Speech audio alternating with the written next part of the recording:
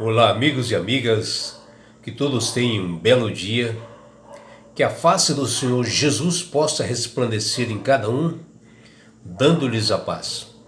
Vamos estudar a lição e hoje, segunda-feira, 27 de fevereiro, a lição 9 ela tem como título Algo amaldiçoado no acampamento. A lição de hoje ela fala de um grandioso momento da história do povo de Israel, que depois de 40 anos, eles adentraram na terra prometida e eles foram conduzidos esse povo de Israel foi conduzido por um homem chamado Josué, que ele sempre foi um auxiliar de Moisés, e quando Moisés morreu, ele acabou sendo realmente o homem determinado por Deus para levar o povo até a terra prometida. Inclusive Josué foi um daqueles 12 espias quando Moisés determinou para que eles fossem observar a terra de Canaã. E nesse capítulo 5 de Josué, ele descreve a santificação do povo de Israel em uma preparação para essa grandiosa tarefa que eles tinham diante deles. E dessa forma aparece uma ponte, entre a travessia do Jordão e o início, das campanhas destinadas a subjugar os nativos da terra. Mas os caminhos de Deus são infinitamente superiores aos nossos, E todas as aparências indicavam que era a hora certa, de atacar o inimigo para eles adentrarem aquela terra prometida. E ao eles terem cruzado o Jordão, que foi miraculosamente, o povo de Israel, onde o povo ali estava cheio de hesitação, de motivação, aparentemente eles sabiam que o inimigo se encontrava ali naquelas terras e que eles estavam desorganizados. E sob um ponto de vista moral, que está lá em Josué capítulo 5, versículo 1.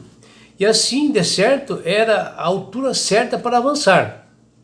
E muitos dos líderes militares, sobre o comando de Josué, talvez eles pensassem, por amor de Deus, não vamos esperar mais.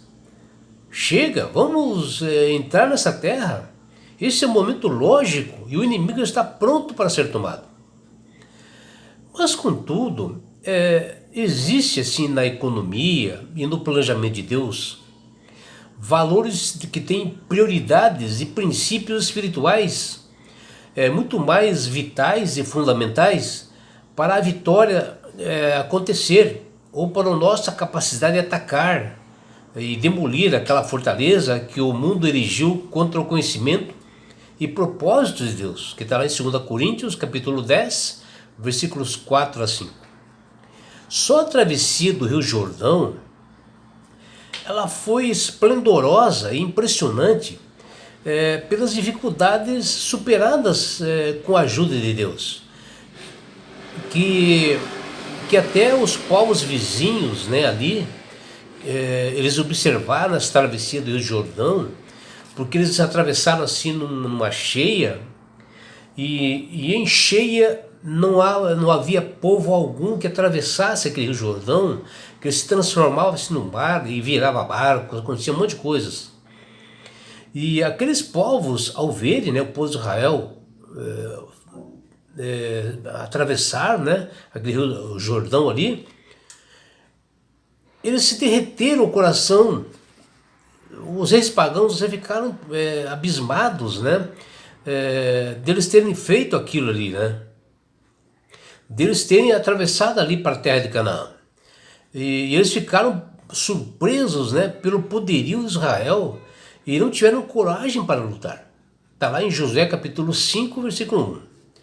Mas o povo de Israel, com as mensagens de Josué, observaram que o essencial para a vitória espiritual seria compreender que em Cristo todos os inimigos que nós enfrentamos, eles são essencialmente adversários derrotados.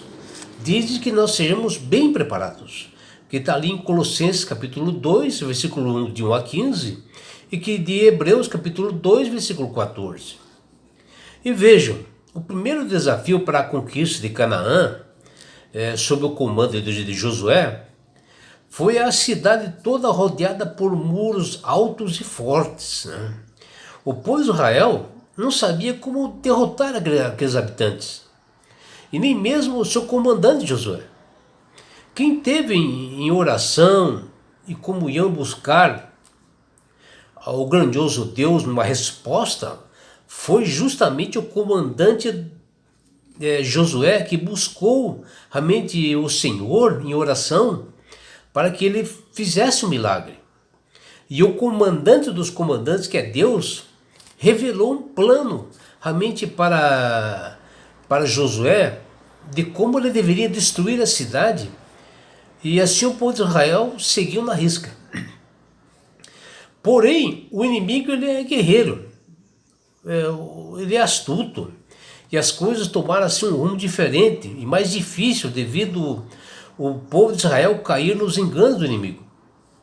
Antes do Senhor entregar Jericó, mesmo com toda aquela fortaleza para o povo de Israel, Josué fez um sermão bem claro e alertou e disse: tão somente guardai-vos das coisas condenadas, e assim torneis maldito o arraial de Israel e o confundais, que está lá em Josué capítulo 6, versículo 18.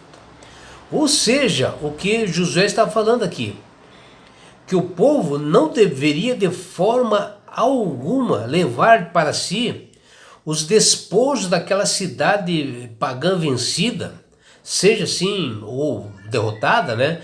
Ou seja, deles levarem imagens, utensílios, além do que o Senhor falasse para eles levarem o tesouro, provavelmente pela que ele falou isto, né? Pelo perigo da idolatria que ali existia. E mesmo com essas recomendações, Acã, que era da tribo de Judá, tomou das coisas condenadas, e a ira do Senhor se acendeu contra os filhos de Israel, que está lá em Josué capítulo 7, versículo 1. E olha, ao ler isso nesse capítulo 7 de Josué, eu fiquei assim muito triste, né, pela situação do povo. E porque Deus puniu, né, o povo por causa de uma pessoa, né? E eu lembrei da minha família, que um dia ela era grande, né?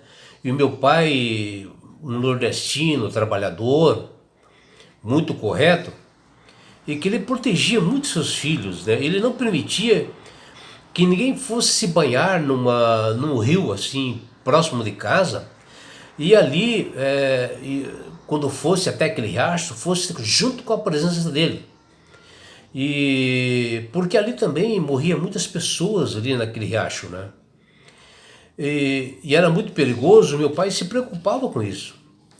E pessoas jovens ali se afogavam ali. E justamente quando meu pai ia trabalhar, um dos irmãos meu, ele incitava para todos irem para o riacho se banhar, na ausência do meu pai.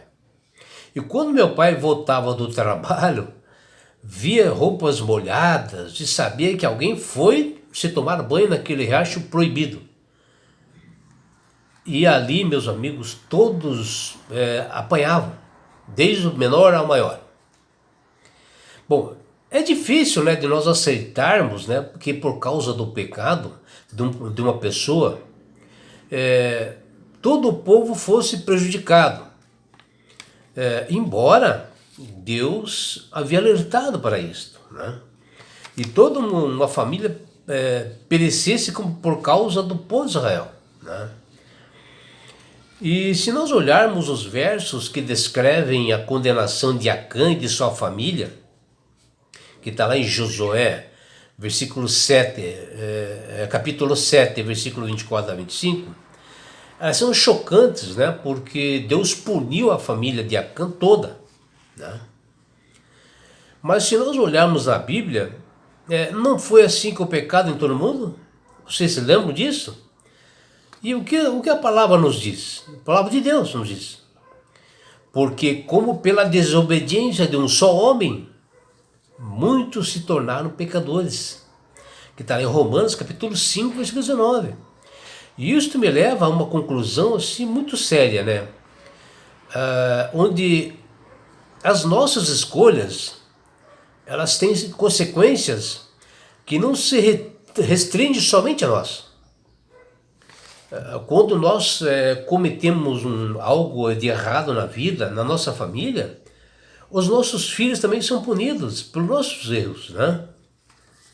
E Deus pensa assim para o nosso bem, né? E Israel foi à luta e voltou assim derrotado naquela batalha de Ai, né? E justamente por causa do pecado de Acã, que Deus permitiu que eles fossem derrotados. E não pense que o que você faz de errado só tem consequências pessoais para você, não. Para todas as pessoas, para o resto da sua família, dos seus filhos, da sua família, as consequências também sobrecaem.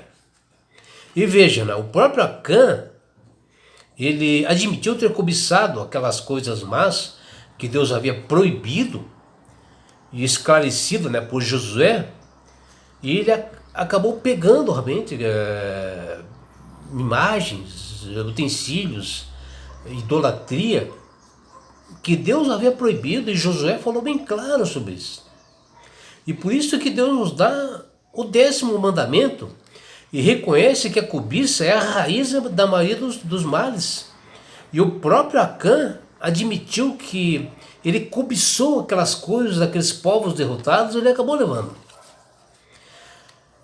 Por exemplo, né, alguém que cobiça, né, a mulher do seu amigo, do seu próximo, né, o que vemos que ele não só adultera, né, e às vezes ele não fica só nisso. Eu conheço casos que amigos meus, um amigo meu, que ele adulterou com a esposa de um outro amigo, né? E ele, com medo das consequências, ele acabou matando esse amigo, né? E para roubar a mulher para ele. Então, veja bem, da cobiça vem o adultério e depois vem a morte. Quer dizer, veja com os pecados as consequências disso, para conseguir o que aquela pessoa queria. Sabe, a cobiça é a vontade de passar algo que não pertence a outro, e se possível até pela violência que as pessoas cometem devido a esse pecado terrível que chama-se cobiça. E a palavra usada no caso de Acã, né, que ele diz que ele cobiçou, ou seja, o verbo cobiçar, no hebraico chama-se shahamad. Em outros lugares das Sagradas Escrituras, assim como uma outra conotação, mas já como um sentido assim para o bem, esta que aparece lá em Daniel 9:23, quando o anjo Gabriel disse para o profeta Daniel, Deus o ama muito, né? Aqui o verbo, a mesma raiz do hebraico lá, em relação a Daniel, a palavra shahamad, né? Que também quer dizer que Deus amava muito ao Daniel,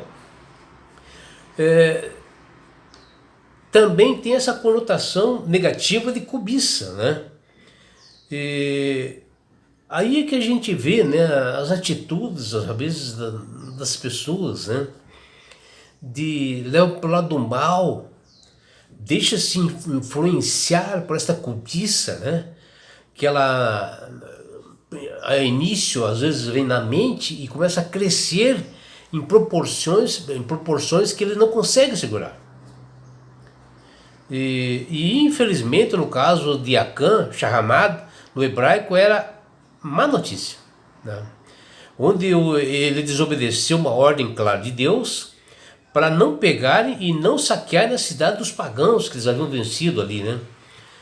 Inicialmente, que eles haviam sido capturados ali, né? Que está lá em Josué capítulo 6, versículo 18. E isso trouxe descrédito, assim, má fama para o povo de Israel, uma consequência grave a todos. Acã cobiçou e roubou os pagãos e arruinou a vida também dos demais do povo de Israel.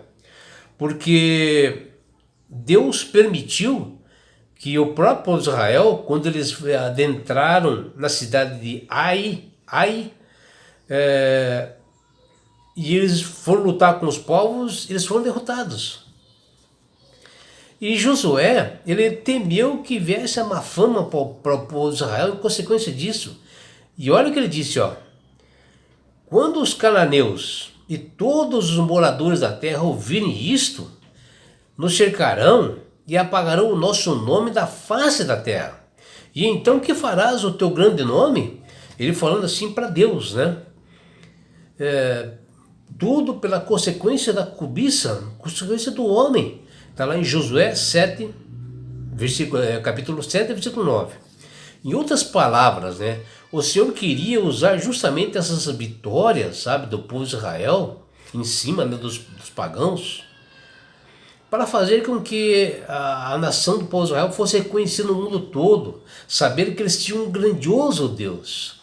E que nós buscarmos para trás e lembrarmos do povo de Israel, quando eles atravessaram, né, o Rio Jordão, que na cheia, que fica que nem um mar, que até os povos ficaram assim, abismados, né? Como é que esse povo conseguiu passar ali? E tudo foi por causa de Deus. Então Deus queria que o povo de Israel fosse conhecido pelo bem, para que ali existia um Deus grandioso e poderoso. Soubessem que Deus tem poder e que essa obra do povo de Israel era um grande testemunho para o mundo. E era isso que Deus queria do povo de Israel. E é por isso, meu amigo, minha amiga, que Deus tem falado com todas as pessoas pelo poder do Espírito Santo para que todos aceitem Jesus como Salvador. Para que quando você aceita Jesus como Salvador e Senhor, a sua mente se abre. Você passa a ter mais sabedoria, entendimento e manusear melhor as Escrituras, ter entendimento, né? Saber em que ponto que você deve avançar nos seus desafios, nas suas guerras espirituais que você tem, para que você passe a ser uma pessoa de entendimento. E não é só isso, meu amigo, quando você aceita Jesus como Salvador, Jesus dá esse presente, chama-se salvação. E com isto, ele vai levar você, meu amigo, você, minha amiga, sabe para onde? Para as mansões celestiais. Jesus vai te levar-te para as mansões celestiais, lá no céu, onde não há mais dor, mais morte, mais aflições.